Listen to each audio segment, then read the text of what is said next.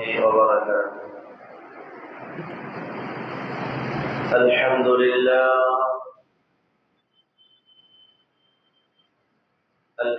لله نحمده ونستعينه ونستغفره ونؤمن به ونتوكل عليه ونعوذ بالله من شرور أنفسنا ومن سيئات أعمالنا. من يهد الله فلا مضل له ومن يضلله فلا هادي له. ونشهد أن لا إله إلا الله وحده لا شريك له. ونشهد أن سيدنا وسندنا وحبيبنا ومولانا محمد الذي أرسله بالحق بشيرا ونذيرا وداعيا إلى الله بإذنه وسراجا منيرا. فقد قال الله تعالى في كلامه المجيد وفرقانه الحميد: أعوذ بالله من الشيطان الرجيم. بسم الله الرحمن الرحيم. فقال الرسول: يا رب إن قوم اتخذوا هذا القرآن مهجورا. وقال الرسول: يا رب إن قوم اتخذوا هذا القرآن مهجورا. وقال تعالى: إن الله وملائكته يصلون على النبي يا أيها الذين آمنوا صلوا عليه وسلموا تسليما. اللهم صل على محمد وعلى آل محمد كما صليت على إبراهيم وعلى آل إبراهيم إنك حميد مجيد. اللهم بارك على محمد وعلى آل محمد كما باركت على إبراهيم وعلى آل إبراهيم إنك حميد مجيد. اللهم صل على محمد النبي الأمي وعلى آله وسلم تسليما. بلغ العلا بكماله كشف الدجى بجماله حسنت جميع خصاله. صلوا عليه وآله. لا إله إلا الله. لا إله إلا الله. لا إله إلا الله. لا إله إلا الله. لا إله إلا الله. محمد رسول الله صلى الله عليه وسلم. الحمد لله আল্লাহ তাআলার দরবারে অগণিত শুকরিয়া আদায় করছি যে মহান রব্বুল ইজ্জত ওয়াল জালাল পবিত্র মাহে শাওয়ালের দ্বিতীয় জুমায় আল্লাহ তাআলা আমাদেরকে জুমার নামাজ পড়ার জন্য আল্লাহ তাআলার ঘরে আগে আগে আসার মতো তৌফিক দান করেছেন। এই জন্য সকলে মহান রব্বুল ইজ্জত ওয়াল জালালের দরবারে শুকরিয়া আদায় করছি, আলহামদুলিল্লাহ। আল্লাহ তাআলা গত জুমা থেকে আজ জুমা পর্যন্ত লম্বা হায়াত দিয়েছেন। এক সপ্তাহের মধ্যে বহু মানুষের ইন্তেকাল হয়েছে, বহু মানুষ অসুস্থ হয়ে পড়েছে। আল্লাহ তাআলা আমাদেরকে সুস্থ সবল আকল মস্তিষ্ক ঠিক রেখেছেন। এটা আল্লাহ তাআলার বিশেষ নিয়ামত, বিশেষ দয়া, অনুগ্রহ। এই জন্য দুরূদ ও সালাম পেশ করছি মানবতার দিশারি সাইয়্যিদুল কাওনাইন, আমার আপনার সকলের প্রাণ প্রিয় মানুষ, আল্লাহ তাআলার প্যারা দোস্ত, সমস্ত নবীদের নবী, সরদারে দো আলম জনাবে মুহাম্মদ রাসূলুল্লাহ সাল্লাল্লাহু আলাইহি ওয়াসাল্লাম। সম্মানিত হাজিরিন, পবিত্র মাহে শাওয়ালের আজকে দ্বিতীয় জুমা। পবিত্র মাহে শাওয়াল হজের মৌসুমের মধ্যে অন্যতম একটি মাস। আল্লাহ তাআলা ইসলামের অন্যতম এক বিধান ফরজ হজ। এই হজের জন্য আল্লাহ তাআলা 3টা মাস নির্ধারণ করেছেন: শাওয়াল, জিলকদ, জিলহজ।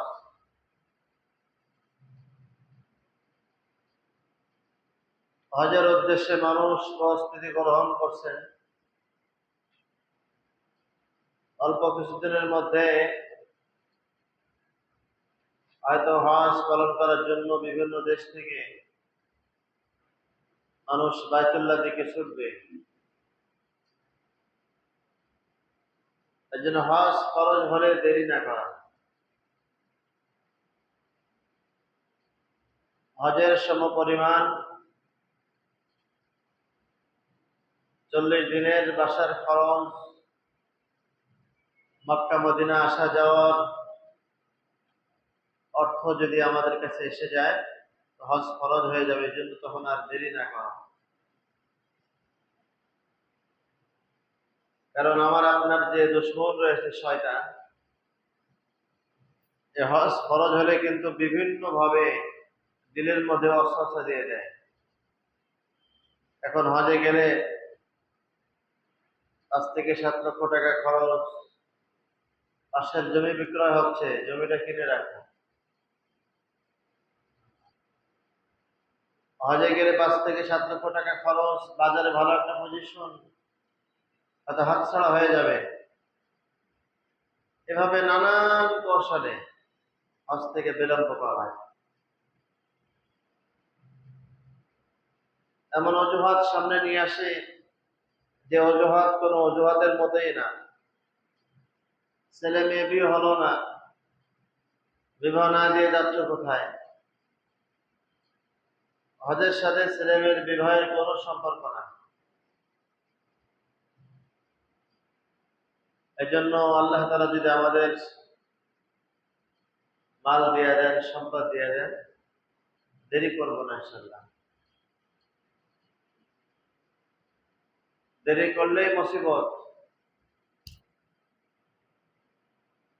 দেরি করলে এমন হতে পারে যে আর হায়াতের মধ্যে হজ জুটবে না। হজ ফরজ হয়েছিল, আপনি বিলম্ব করে হজ করলেন না। রাসূল আকরাম সাল্লাল্লাহু আলাইহি ওয়াসাল্লাম বলে, সে ইহুদি হয়ে মরুক আর নাসারা হয়ে মরুক, আমি পয়গম্বর, আমার আসা যায় না, আমি তার জন্য সুপারিশ করব না। এই জন্য বিলম্ব না করা। ফরজ হয়েছে, বাস লাব্বাইক বলে চলে যাও। আল্লাহ। এই জন্য যাদের ফরজ হয় নাই, মক্কা মদিনা দেখার বহু আগ্রহ আছে, তামান্না রয়েছে দিলের মধ্যে, আপনি পাক্কা নিয়ত করেন। ইখলাস ওয়ালা নিয়ত করেন, চেষ্টা করেন, দোয়া করেন, আল্লাহ তাআলা পৌঁছায় দিবেন। এটা আল্লাহ তাআলার ওয়াদা রয়েছে। বান্দা যদি ইখলাসের সাথে নিয়ত করতে পারে এবং সাথে সাথে চেষ্টা আর দোয়া। চেষ্টা কি? চেষ্টা হলো আমার সংসারের খরচ থেকে আমি অল্প অল্প করে বাঁচিয়ে রাখবো। মাসে 1000 হোক, 2000 হোক, 5000 হোক। আপনি যদি হজের জন্য উদ্দেশ্যই সেখানে জমা, তো আল্লাহ তাআলা এক সময় আপনাকে নিয়ে যাবে।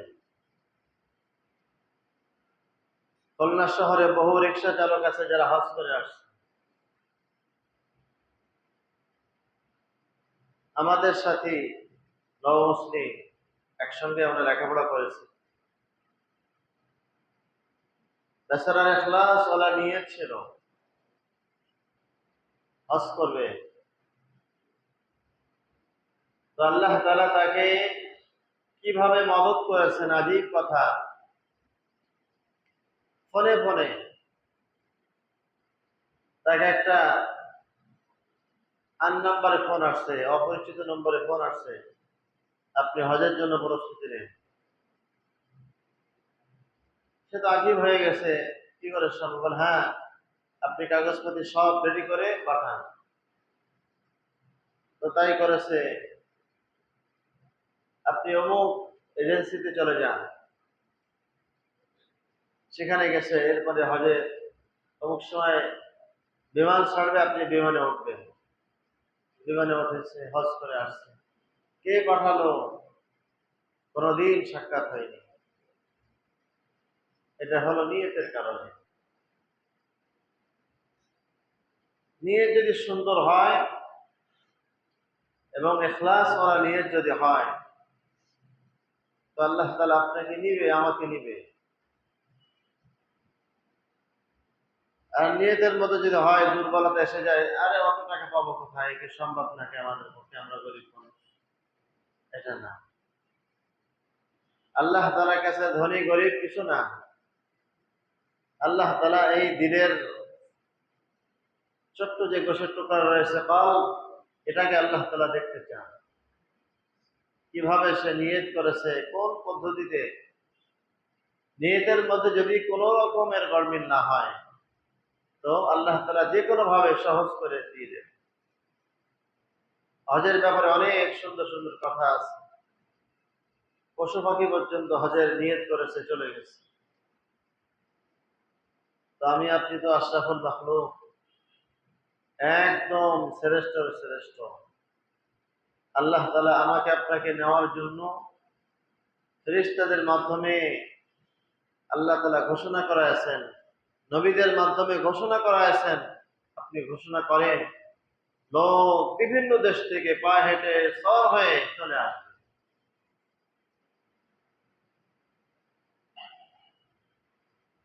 ওয়া'বুদ রাব্বাকা হাত্তা ইয়াতিয়াকাল ইয়াকিন। মানুষ ইবাদত বন্দেগী করবে কোন পর্যন্ত? মউত আসা পর্যন্ত। আপনি মউত আসা পর্যন্ত নিয়ত করেন। নিয়ত দিনের মধ্যে আছে, আপনার ইন্তেকাল হয়েছে, এরপর আল্লাহ তাআলা চাইলে হজের সওয়াব দিয়ে আপনাকে হাজী সাহেবদের কাতারে দাঁড় করাতে পারেন। আর দোয়া করে, যারা হজ করতে যায় তাদের সামানা আগান, তাদেরকে ইস্তেকবাল করেন, তাদের কাছ থেকে দোয়া নেন, আল্লাহ আপনাকে সহজ করে দেবেন। হাজী সাহেবদের দোয়া কবুল হয়। তারা যখন যাবে, আপনি আপনার নিকটতম আত্মীয় না, এরপরে বলবেন যে হাজী সাহেব আপনি যাচ্ছেন, আমি আপনাকে একটু একরাম করব, আপনার একটা ব্যাগ, একটা সামান আমি স্টেশন পর্যন্ত নিয়ে যাব, আমি আপনার গাড়িতে ওঠা পর্যন্ত একটু আগায় দেব। আবার যেদিন আসবেন, যদি আমি খবর পেয়ে যাই, আমি আপনাকে আগায় নিয়ে আসবো, ইস্তেকবাল করে নিয়ে আসবো। তো একজন মানুষ যখন ইস্তেকবাল করার জন্য, তাকে সাহায্য করার জন্য আগায় যায়, আবার আনতে যায়, আল্লাহ তাআলা এটা খুব পছন্দ হয়। আল্লাহ তাআলা বলেন যে যাকে ইস্তেকবাল করতে যাচ্ছে সে কোথায় যাবে, কোথা থেকে আসলো, আল্লাহ এই ব্যক্তিকে আপনি সেখানে নিয়ে যান। আল্লাহ তাআলা সহজ করে দেয়। এই জন্য আমাদের মহল্লায় বা আমাদের জানাশোনার মধ্যে যদি কোনো বান্দা বান্দি হজের উদ্দেশ্যে যায়, আমাদের কানে আওয়াজ আসে, আমরা তার কাছে দোয়া নেব, তার ইস্তেকবাল করার জন্য স্টেশন পর্যন্ত যাওয়ার চেষ্টা করব। তার আপনজন অনেক রয়েছে, আমি অনেকের মধ্যেও শামিল হয়ে যাব। এটা সহজ। আল্লাহ তাআলা এগুলো পছন্দ করেন। এই জন্য হজের মৌসুম চলছে, হজের আলোচনা সামনে করা হবে ইনশাআল্লাহ। হজের মৌসুম যেহেতু শুরু হয়েছে, আমরা নিয়ত রাখি। আগে তো সহজ ছিল, আগে আমাদের অনেকের সাধ্যের মধ্যে ছিল, এখন একটু বেড়ে গেছে, আবার আল্লাহ তাআলা হয়তো সহজ করে দিবেন। তো আল্লাহ তাআলার কাছে কিছুই না, বেশি কম হওয়া কিছু না। অর্থের মধ্যে বরকত হয়ে গেলে সহজ হয়। এই জন্য দোয়া করা, আল্লাহ তাআলা আমাদের সকলকে হজের মতো মহা আমলের মধ্যে আল্লাহ তাআলা আমাদের সকলেই যাওয়ার তৌফিক দান করেন। সকল বলে আমিন। আমিন বলাটাও দোয়া। সম্মানিত হাজিরিন, গত সপ্তাহে আলোচনা করতেছিলাম রমজানের পরবর্তী আমাদের আমল। রমজান মাসের আমল যেন ঈদের পরে শেষ না হয়ে যায়। রমজানের যে আমল ছিল, আমলটা ধারাবাহিকভাবে ধরে রাখা। কোন পর্যন্ত রাখবো? ওয়া'বুদু রাব্বাকা হাত্তা ইয়াতিয়াকাল ইয়াকিন। ইহা তাকে মউত আ যায়, মউত আসা পর্যন্ত আমি এই আমলগুলো ধরে রাখবো। 1, 2, 3 বলা হয়েছিল, 4 নাম্বার বলা হয়েছিল যে নামাজ ছাড়বো না। 4 নম্বরে রমজান মাসে দেখেন আপনি কষ্ট করে ফজরের নামাজ পড়েছেন, আবার খালি টাইম দেখেছেন কখন 1টা বাজবে, কখন জোহরের নামাজ পড়বো, আপনি কিন্তু এটা করেছেন, আমিও করেছি। তার মানে রমজান মাসে নামাজের একটা পাবন্দি, একটা কদর, একটা গুরুত্ব আমাদের সবার কাছে কম বেশি ছিল। তো এই যে গুরুত্ব, এটা যেন ছুটে না যায়। রমজান মাসে আমরা কত মুসল্লি একসঙ্গে নামাজ পড়তাম, এখন তো মাঝে মধ্যে খুবই কষ্ট লাগে যে গেল কোথায় মুসল্লিরা। অনেকে তো ফেসবুকে এটা পোস্ট করেছে যে আমাদের মসজিদ থেকে বহু মুসল্লি হারিয়ে গেছে। যদি কেউ সন্ধান পান, আবার তাকে ধরে বা বোঝায় মসজিদ মুখে করে দেন। তো আসলে পোস্টে তো বাস্তবতা। রমজান মাসে আমরা কত মানুষ জোহর পড়েছি, আসর পড়েছি, মাগরিব পড়েছি, এশা পড়েছি, এটা কিন্তু আমাদের থেকে হারিয়ে গেছে।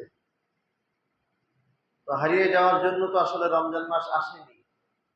রমজান মাস তো আমাকে সংশোধন করার জন্য, আমি সংশোধন হওয়ার জন্য আল্লাহ তাআলা দিয়েছেন, যাতে সংশোধন হয়ে মুত্তাকি হতে পারি।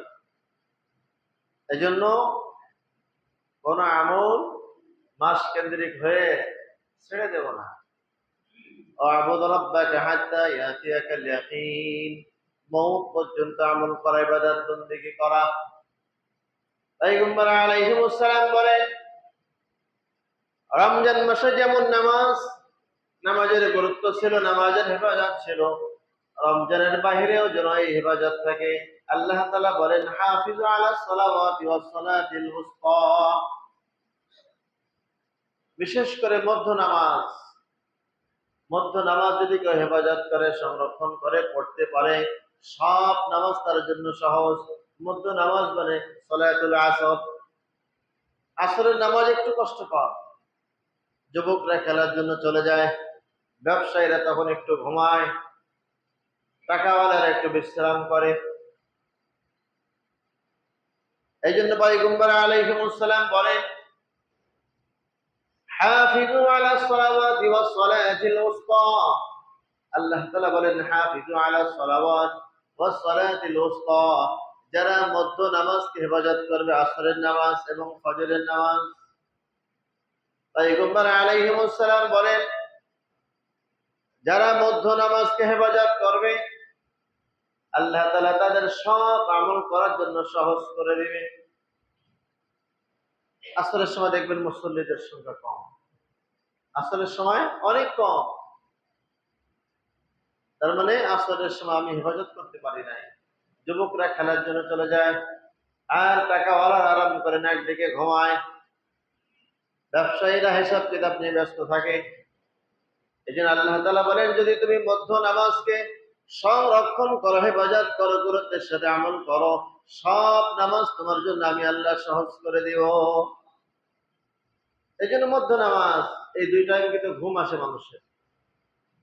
আসরের সময় বান্দা ঘুমের মধ্যে থাকে, আর ফজরের সময় তো ঘুম আর ঘুম।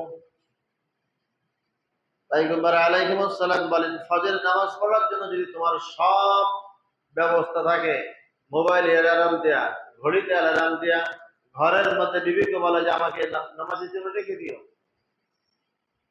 সব ব্যবস্থা করার পরে যদি আমি না উঠতে পারি, আমি সব পন্থা অবলম্বন করলাম, ঘুমই ভাঙিনি।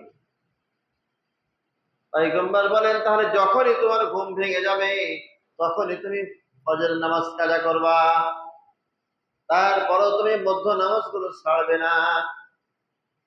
এই নামাজ কঠিন হয় যারা বিশেষ করে কম নামাজি, মুনাফিকদের জন্য আরো কঠিন। যারা পাক্কা নামাজি তাদের জন্য সহজ। বহু মানুষ আছে নামাজ ছুটে না, বহু মানুষ সফরের মধ্যেও যায়, নামাজ ছুটে না। আর যারা কয়েক ওয়াক্ত নামাজি, সিজনালি নামাজি, এদের তো সফরের হালাতে এক ওয়াক্ত নামাজ হয় না। গাড়িতে চলে যায় তো গাড়িতে নামেও না, আজান হয়ে যাচ্ছে, অক্ত হয়ে যাচ্ছে, সব জানে, মসজিদও দেখতে পাচ্ছে, কিন্তু গাড়িওয়ালাকে বলতে সাহস পায় না এখানে নামাজ। যারা পাক্কা ইমানদার নামাজি মুমিন, দেখবেন নামাজ রক্ত হলেই গাড়িওয়ালাকে বলে যে মসজিদ দেখে আপনি থেমে যাবেন। এই জন্য আল্লাহ তাআলা বলেন, হাফিজু আলাস সালাওয়াত ওয়াস সালাতিল উসতা। যারা মধ্য নামাজকে হেফাজত করবে, মধ্য নামাজকে গুরুত্ব দিবে, আল্লাহ তাআলা তাদের জন্য সব আমলকে সহজ করে দিবে। এই জন্য আমরা ইনশাআল্লাহ নামাজ ছাড়বো না। রমজান মাসে সব ঘুম সেরাম। জোহরের পরে পেট ফাঁকা থাকতো, দুর্বলতার কারণে কিন্তু ঘুম এসে যেত, এরপরও মোবাইল অ্যালার্ম দেওয়া ছিল। ঘরের লোককে বলতাম, আজান দিলে আমাকে ডাকবা। যতই ব্যস্ততা হোক না কেন, আজান হলে কিন্তু আপনি আমি সব মসজিদে চলে আসছিলাম আসরের সময়। মসজিদের মধ্যে জায়গাই পাওয়া যায় না, আর এখন মসজিদের মধ্যে মুসল্লিই পাওয়া যায় না। 5 নম্বর আমল হলো কোরআন তেলাওয়াত। রমজান মাসে দেখবেন যে পড়তে পারে না, সেও কোরআন নিয়ে একটু গুনগুন করেছে মাঝে মাঝে, সেও বাসার মধ্যে কোরআন পড়ায়ছে, ঘরের মধ্যেও বিবিরা কোরআন পড়েছে। না পড়তে পারলে একটুই করছে, কিন্তু এখন রমজানের পরে আর কোরআনের সঙ্গে সম্পর্ক নাই, এমন না হওয়া। পয়গম্বর আলাইহিস সালাম বলেন, রমজানের পরবর্তী 5 নম্বর আমল হলো কোরআন তেলাওয়াত। আপনি একটা সূরা পড়েন, সূরা ইখলাস পড়তে পারেন, পয়গম্বর বলেন ইখলাস তুমি দেখে দেখে পড়ো। পয়গম্বর বলছেন সূরা ইখলাসটা দেখে দেখে পড়ো, এরপরে যেন আমল ছুটে না যায়। এই জন্য 5 নম্বর আমল হলো কোরআন তেলাওয়াত করা। ঘরের মধ্যে, দোকানের মধ্যে, হাঁটতে চলতে সব জায়গায় আমি সূরা ফাতিহা পড়তে পারি, সূরা ইখলাস পারি, তো আপনি সেটাই পড়েন, ওটাই পড়েন, ওটা দেখে দেখে পড়েন। কোরআন দেখে দেখে পড়লে চোখ ভালো হয়, চোখের জ্যোতি বৃদ্ধি হয়, চোখ নষ্ট হয় না। আমাদের তো মোবাইল দেখে দেখে চোখ নষ্ট হয়ে যাচ্ছে, বাচ্চাদের মোবাইল দেখে দেখে মেধা কমে যাচ্ছে, চোখ নষ্ট হয়ে যাচ্ছে, আর লেখাপড়ায় মন বসে না। বাচ্চাদের থেকে মোবাইল দূরে রাখেন, লেখাপড়া সব শেষ হয়ে যাবে। পয়গম্বর আলাইহিস সালাম এজন্য শিখালেন উম্মত, রমজান মাসে যেমন কোরআন তেলাওয়াত ছিল, রাতে ঘরে নামাজে হাঁটতে বসতে মানুষ গুনগুন করে পড়তো, এই পড়া যেন থাকে। আল্লাহ তাআলা বলেন, وقال رسول يا رب إن قوم اتخذوا هذا القرآن مهجورا। যে সমস্ত কওম যারা কোরআনকে পরিত্যাগ করবে, পরিত্যাজ্য করবে, তাদের কঠিন থেকে কঠিন শাস্তি হবে। এই জন্য কোরআনের সাথে গভীর সম্পর্ক রাখা, কোরআনকে দোস্তি করা, কোরআনের সঙ্গে ভালো একটা সম্পর্ক করা, তার মানে দৈনন্দিন পড়া, কোরআন থেকে দূরে না থাকা। 6 নম্বর আমল, বেশি বেশি জিকির করা। ইয়া আইয়ুহাল্লাযীনা আমানু যিকুরুল্লাহ যিকরান কাসীরা ওয়াসাব্বিহুহু বুকরাতাও ওয়া আসীলা। আল্লাহ তাআলা বলেন যে বেশি পরিমাণ আমাকে স্মরণ করো, জিকির করো। অন্য হাদিসের মধ্যে আসছে জিকির এত পরিমাণে করো যে মানুষ তোমাকে পাগল বলবে, হাত্তা ইয়াকুলু মাজনুন, মানুষ যে বলবে যে পাগল হয়ে গেছে নাকি, সারাদিন জিকির করে। জিকির করলে দিল তাজা হয়, জিকির করলে জিহ্বার মধ্যে আল্লাহ তাআলা রূহানি এক বরকত দিয়ে দেয়, ক্ষুধা লাগে না। এই জন্য আপনি জিকির করেন, জবানকে তরুতাজা রাখেন, আখিরাতে আপনার লাভ হবে। সকাল সন্ধ্যা জিকির করেন, সুবহানাল্লাহি ওয়া বিহামদিহি সুবহানাল্লাহিল আযীম। প্রত্যেক নামাজের পরে সুবহানাল্লাহ 33 বার, আলহামদুলিল্লাহ 33 বার, আল্লাহু আকবার 34 বার পড়েন। এটা সব জিকিরের অন্তর্ভুক্ত। 7 নম্বর আমল হচ্ছে যারা সত্যবাদী, যারা নেক মানুষ, তাদের সঙ্গে বন্ধুত্ব করো। ইয়া আইয়ুহাল্লাযীনা আমানুত্তাকুল্লাহ ওয়া কুনু মা'আস সাদিকিন। আল্লাহ তাআলা বলেন, হে বান্দারগণ, তোমরা আল্লাহ তাআলাকে ভয় করো আর যারা সালেহ নেক মানুষ তাদের সঙ্গে দোস্তি করো। ভালো মানুষের সঙ্গে মানুষ যখন ভালোভাবে চলে, ভালো মানুষের সঙ্গে যখন মানুষ মিশে, তখন খারাপ মানুষও ভালো হয়। এজন্য যারা নেককার, যারা নামাজি, যারা আলেম, যারা হুজুর, তাদের সঙ্গে আপনি ঘুরবেন, দেখবেন আপনি অনেক গুনাহ থেকে বেঁচে থাকবেন। অনেক সময় বিড়িখোর, সিগারেটখোর যদি একজন ইমাম সাহেবের সঙ্গে আসরের পরে হাঁটতে যায়, তো আসর থেকে মাগরিব পর্যন্ত একটাও বিড়ি খেতে পারবে না, কারণ হুজুরের পাশে হাঁটতেছি, বিড়ি খাবো কিভাবে? এভাবে যদি আপনি সারাদিন একজন আলেমের সঙ্গে ঘুরেন থাকেন, তার সংস্পর্শে যান, আপনি বহু গুনাহ থেকে বেঁচে থাকবেন। অনেক সময় আপনার খারাপ বল আছে, কথা কথা বললে আপনি খারাপ ভাষায় কথা বলেন, যখন একজন আলেমের সঙ্গে, ভালো মানুষের সঙ্গে থাকবেন, আপনি তখন চাইলেও বলতে পারবেন না যে হ্যাঁ কথা আসছিল কিন্তু বললাম না, হুজুর আছে এই জন্য। এটা কিন্তু আমরা বলে থাকি যে হুজুর আছে বিধায় আজকে তুমি কথা থেকে বেঁচে গেলে। তার মানে এটাই আল্লাহ তাআলা বোঝালেন যে তুমি নেক মানুষের সঙ্গে দোস্তি করো, তাহলে গুনাহ থেকে বেঁচে যাবে। আর একটা আমল হচ্ছে শাওয়াল মাসের 6 রোজা। আমি গত সপ্তাহে বলেছিলাম রোজার যে ফজিলত, আমরা অনেকের হয়ে গেছে, হচ্ছে না হলে এখনো বেশ কিছুদিন সময় আছে, চেষ্টা করবো যাতে রোজাটা যেন হয়ে যায়। নামাজ, রোজা এগুলো হলো আমার বন্ধু, আখিরাতের বন্ধু। আর এই দুনিয়ার সব ধোঁকা, ছেলে মেয়ে সব ধোঁকা, ধোঁকা ধোঁকা।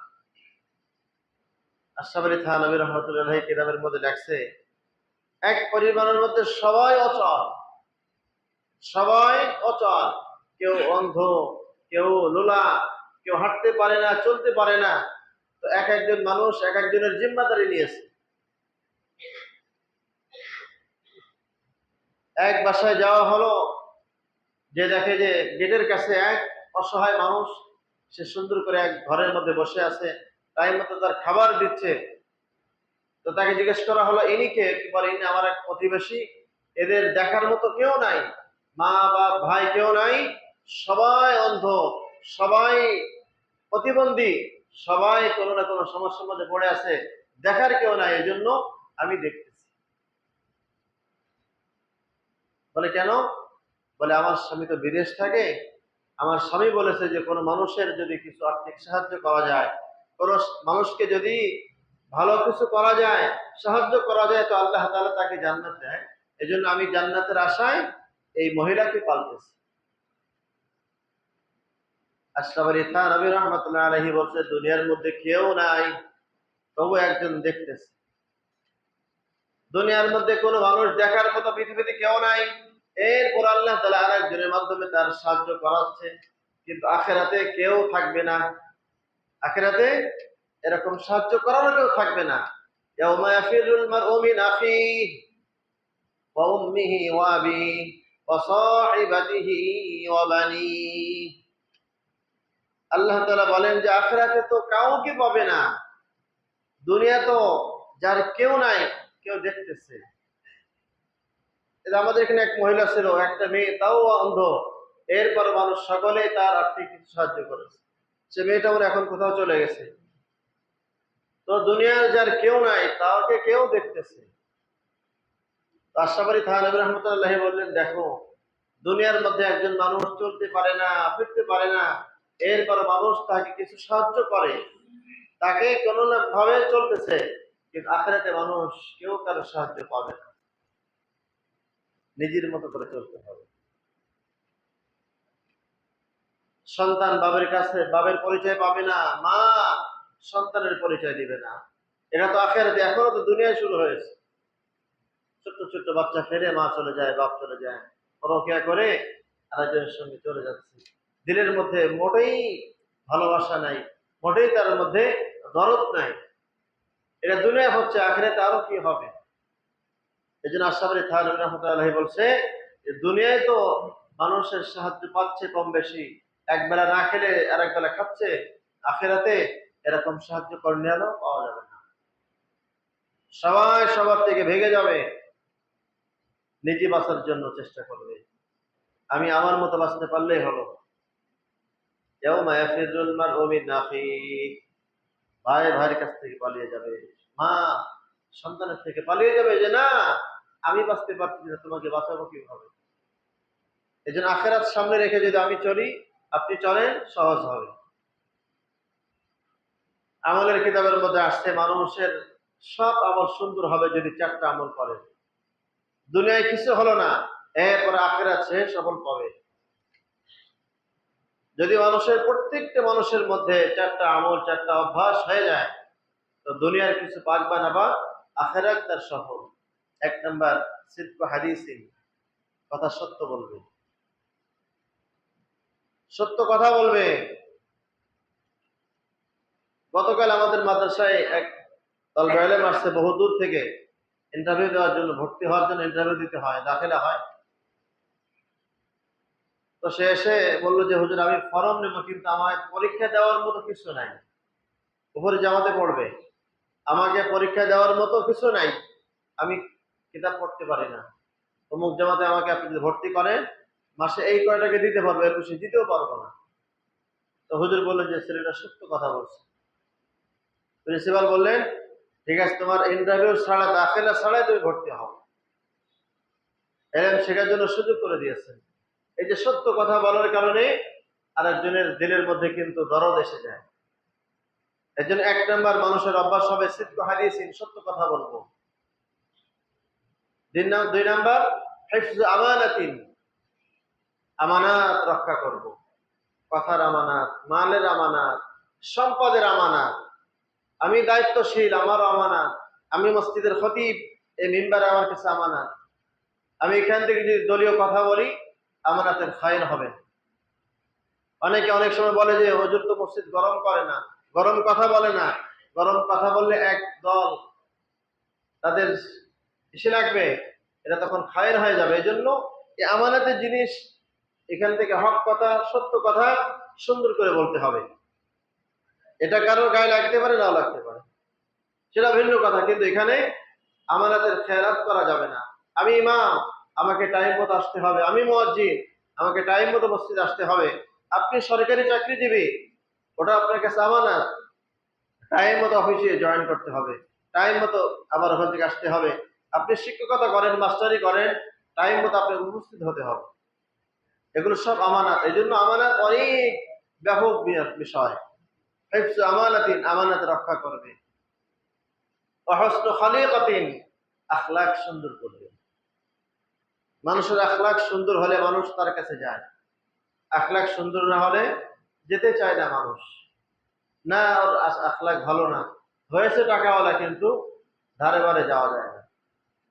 খারাপ ভাষায় কথা বলে, মানুষের কথা শুনে না, মানুষের দিকে তাকায়ও না, অনেক কথা মানুষ তখন বলে। এই জন্য হসনু খালিকাতিন, আখলাক সুন্দর করা। আখলাক, ইমানের পরে যার স্থান আখলাক, ইমানের সবচেয়ে দাম, এরপরে আখলাকের দাম, এরপরে মানুষের আমানত দিয়ানাত, এগুলো পরে আসতেছে আস্তে আস্তে। এদের এক নম্বর বিষয় হলো আমানত। এক নম্বর হলো সিদকু হাদিসিন, সত্য কথা বলবো, সত্য বলবেন, আপনি ঠকবেন না। আর দুই নম্বর হচ্ছে হিফজু আমানাতিন, আমানাত রক্ষা করবেন। আপনার সম্পদ রয়েছে, বোনের সম্পদ আপনার কাছে, আপনি সুন্দর করে বন্টন করে দেন। আল্লাহ তাআলা আপনাকে দেখবেন অন্যভাবে বরকত দিয়ে বোনের সম্পদ থেকে আপনাকে অনেক বড় করে দেবেন। হ্যাঁ, আপনি যদি আত্মসাৎ করেন, হক নষ্ট করে দেন, তো আপনি নিচে নামবেন, বোন উঠে যাবে, ভাই উঠে যাবে। যার হক নষ্ট করবেন সে আপনার থেকে আগায় যাবে। আমার সঙ্গে যা ঘটছে আমি বলবো না, আমার আপন ভাইরা যা করছে, তারা এখন হাই হাই করে বেড়াচ্ছে, আমি তো কোনো পেরেশানি না, সম্পদ নাই, মাল নাই, ঠিক আছে, আল্লাহ তাআলা আমাকে ভালো রাখছে। তাদের পেরেশানি আর পেরেশানি, ঋণ আর ঋণ হয়ে যাচ্ছে। এই জন্য আপনি আমানত রক্ষা করবেন আর আখলাক সুন্দর করবেন। 4 নম্বর হচ্ছে লুকমাটা হালাল হতে হবে, খাদ্য হালাল হতে হবে। এই 4টা আমল যদি কোনো মানুষ করে, দুনিয়ায় কিছু হোক বা না হোক, আখেরাত সুন্দর হবে। আর আখেরাত সুন্দর হলে, আখেরাতের আগেই তো দুনিয়া, আল্লাহ তাআলা তাকে দুনিয়ার থেকে ভালো করে নেয়। সত্য কথা যে বলে তাকে সবাই ভালোবাসে, না ছেলেটা ভালো। যে আমানত রক্ষা করে তাকে সবাই ভালোবাসে না, এ বেচারা আমানত নষ্ট করে না। এর কাছে গেলে সঠিক বিচার পাওয়া যায়। এই অ্যাডভোকেট বা উকিল, ইনি খুবই ভালো। এরপরে এর আখলাক সুন্দর, চলাফেরা আদবের সঙ্গে চলে, কর্কশ ভাষায় কথা বলে না, আখলাকটা অনেক সুন্দর। রাসূলের আখলাক তো শেষ নাই। রাসূলের আখলাক সম্পর্কে এর রাসূলের আখলাক, কেন খুলুকুল কোরআন, কোরআনটাই হচ্ছে পয়গম্বরের আখলাক। পয়গম্বর আলাইহিস সালামের কাছে একবার ওনার স্ত্রী খাদিজাতুল কুবরার একটা হাদিয়া আসছিল, গোলাম। একটা গোলাম কয়েকবার বিক্রয় হয়েছে। বিক্রয় হওয়ার পরে খাদিজার কাছে আসছে, খাদিজা আবার পয়গম্বর আলাইহিস সালামকে দিয়েছেন যে আপনি এটা ব্যবহার করেন, এটা আপনার কাজে লাগান। তো সে পয়গম্বরের কাছে থাকে। ওদিকে বহু দূর থেকে এক মুসাফির এসে দেখে যে এই সন্তান অমুক এলাকায়, তাকে মানুষ খুঁজে বেড়াচ্ছে, কারা যেন তাকে অপহরণ করে বিক্রয় করছে মদিনার বাজারে। মদিনার বাজার থেকে খাদিজার এক বান্ধবী কিনছে, বান্ধবী কিনে খাদিজাকে দিয়েছেন যে এটা তোমাকে দিলাম, তুমি এটা ব্যবহার করো, তুমি এর দ্বারা কাজ নিয়ে নাও। গোলামের প্রচলন ছিল তখন। খাদিজা আবার পয়গম্বরের কাছে দিয়েছেন। সে পয়গম্বরের কাছে নবীর সাথে বাজারে বাজারে ঘুরে, মসজিদে যায়, সবকিছু করে। তার আপনজন একদিন দেখেছে এই সন্তান তো আমাদের সন্তান। তো তার বাপ চাচার কাছে খবর পাঠিয়েছে যে তোমাদের সন্তান পাওয়া গেছে, তোমরা সন্তান খুঁজতেছিলে, মদিনায় আসো, মদিনায় আসলে সন্তান পেয়ে যাবে। তো তারা সবাই তড়িঘড়ি করে সন্তানের খোঁজে পেয়ে খুব দৌড়ায় আসছে, এসে দেখে মসজিদ নববীর মধ্যে রাসূলের পাশে বসা। তারা তো সন্তানকে পেয়ে খুব আদর করতেছে, সন্তানও তাদের সঙ্গে খুব ব্যাকুল ভালোবাসা দেখাচ্ছে। এরপরে সন্তানকে বলতেছে চলো বাসায় চলো। তো পয়গম্বর বলেন কি হয়েছে, বলে সন্তান তো আমার। আর সন্তানও বলতেছে হ্যাঁ, এনারা আমার পিতা মাতা। তো পয়গম্বর তখন মসজিদ নববীর মধ্যে দাঁড়িয়ে বললেন ঠিক আছে, তুমি তো স্বাধীন ছিলে, আমি জানতাম না, এভাবে আমার কাছে তোমাকে হাদিয়া হাদিয়া আসতে আসতে আমার কাছে আসছে, ঠিক আছে তোমাকে আজাদ করে দিলাম, তুমি চলে যাও। তো ওই সন্তান গোলাম তখন বলতেছে, আব্বা মাকে বলতেছে যে শোনো, আমি তোমাদের সঙ্গে যাব না, আমি এনার সঙ্গে থেকে যাব। বলে কেন?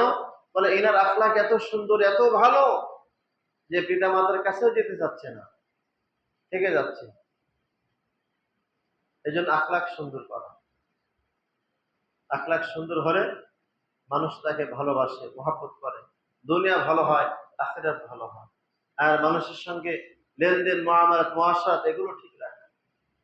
মানুষের সঙ্গে এখন লেনদেন করার মতো না, লেনদেন করলেই মানুষ ঠকে। রাসূলের জামানায় যখনই জানাজা আসতো, পয়গম্বর বলতেন, কার জানাজা? আমার আব্বার জানাজা। তোমার আব্বাকে কোথাও ঋণ আছে? না। তাহলে জানাজা পড়তেন। বলে হ্যাঁ, এই যার লাশ, যার জানাজা হচ্ছে, এর অমুকের কাছে বহু টাকা দেনা রয়েছে। পয়গম্বর বলতেন, ঠিক আছে, আমি জানাজা পড়বো না, অন্য এক সাহাবীকে বলতে তোমরা পড়ো। লেনদেন, মুআমালাত, মুআশারাত খুবই বড় বিষয়। এই জন্য মানুষের ঋণ হলে ঋণ দ্রুত পরিশোধ করা। এরা মানুষের হক, এই হক নষ্ট হলে আল্লাহ তাআলাও কিন্তু ক্ষমা করবেন। এই জন্য যে চারটা কথা বিশেষ করে বলা হলো, সিদকু হাদিসিন, সত্য কথা বলা, হিফজু আমানাতিন, আমানাত রক্ষা করা। আমানাত অনেক ব্যাপক বিষয়। আপনি কেমন আমানাত রক্ষা করেন আপনার স্ত্রী বলবে। স্ত্রীর কাছ থেকে আপনার সার্টিফিকেট আসতে হবে। আর 3 নাম্বার, হুসনু খলিকাতিন, আখলাক সুন্দর করা। 4 নাম্বার, আমি যে খাদ্য গ্রহণ করি, যে খাদ্য খাই, এই খাদ্য যেন হালাল হয়। তাহলে দেখবেন দুনিয়াও সফল হবে, আখিরাতেও সফল হবে। আল্লাহ তাআলা আমাদের সকলকে সব কথার উপরে, আমাকে সহ সবাইকে আমল করার তৌফিক দান করেন। যারা সুন্নাত পড়তে পারে না।